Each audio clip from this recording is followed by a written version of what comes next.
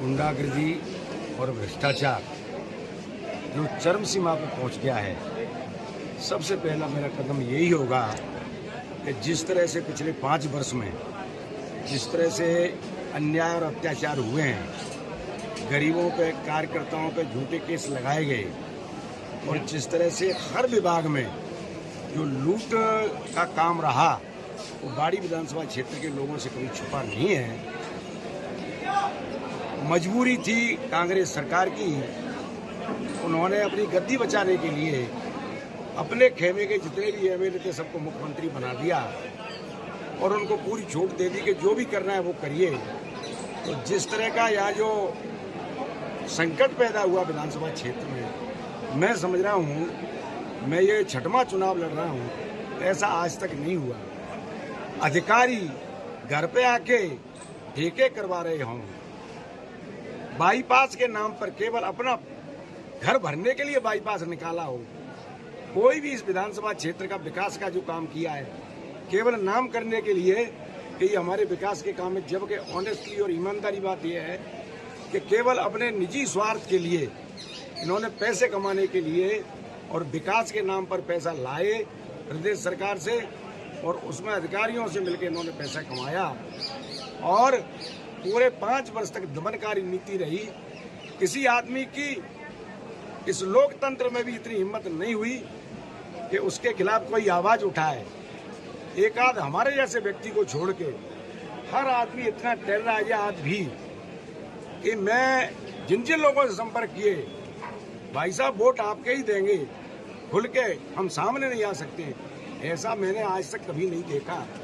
तो ये लोग स्वतंत्र कैसे हों, निर्भीक कैसे हों, लोकतंत्र में है, ये कैसे बोल सकते हैं जो हमें अधिकार दिए हैं। इन सब के लिए मेरा पहला एक कदम ये होगा, अगर मुझे बाड़ी की जनता आशीर्वाद देती है तो निश्चित तौर पर मैं आपसे वादा कर रहा हूँ पत्रकार बंधुओं, आपके माध्यम से भ्रष्टाचार मैं जड़ मूल से उखाड़ने की कोशिश करूंगा और गुंडागर्दी जो आज तक हुई है, जाति विशेष के लोगों ने जो अन्याय किया है, कोई जाति नहीं छोड़ी।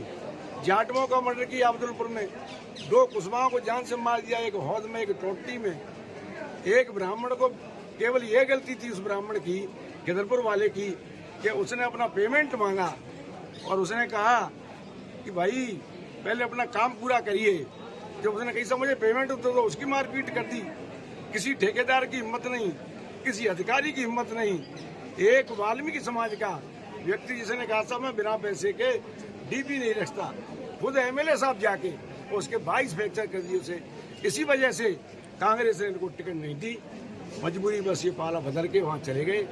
अब इनको आगे पता लगेगी कि बदले हुए समीकरण और बदले हुए हालात में जनता ऐसी आशीर्वाद देती है, ये समय बताएगा।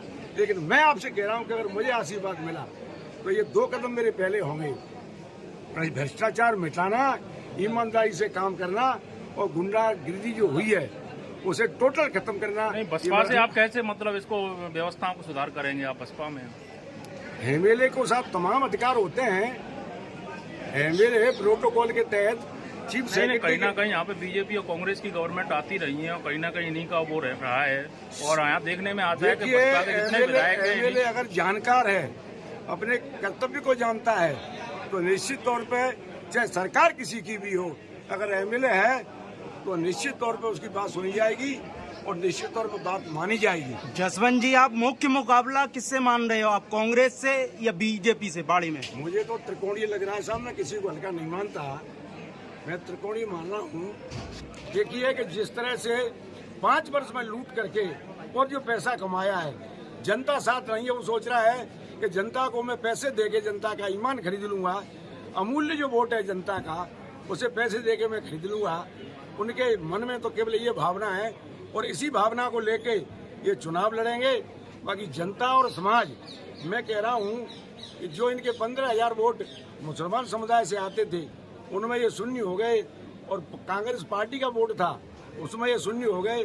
अब इनकी शुरुआत कहाँ से होगी ये पत्रकार सब जानते हैं। बाकी वक्त बताएगा कि जनता अगर वास्तव में दुखी है, लोग वास्तव में दुखी हैं, वास्तव में देख रहे हैं कि अपने घर भरने के अलावा कोई काम नहीं किया है, वास्तव में देख रहे हैं कि भ्रष्टाचार हुआ है, वास्तव में ये देख रहे हैं कि कोई भी अधिकारी बोलता है उसकी पिटाई होती है।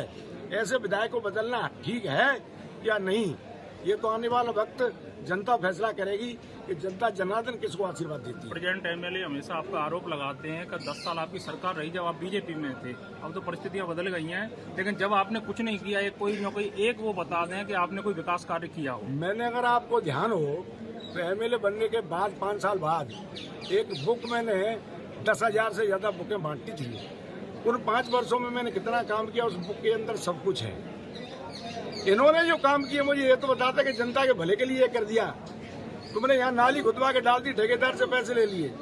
तुमने एरिगेशन में कोई सीमेंट नहीं लगाया, और मैंने जब ठेकेदार से ये पूछी कि ठेकेदार तेरे को शर्म नहीं आती क्या, तू सीमेंट नहीं लगा रहा है, बोला साहब 6 करोड़ लिए, 6 करोड़ रुपए मेरे से।